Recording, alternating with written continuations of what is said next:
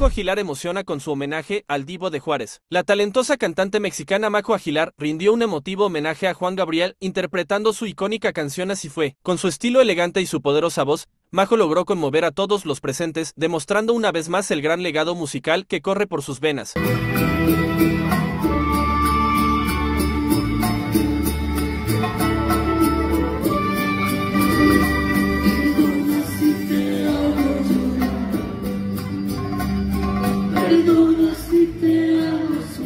Su interpretación fue un viaje de nostalgia y sentimiento, recordándonos porque el Divo de Juárez sigue vivo en el corazón del pueblo mexicano, un momento lleno de respeto, arte y pasión por la música mexicana.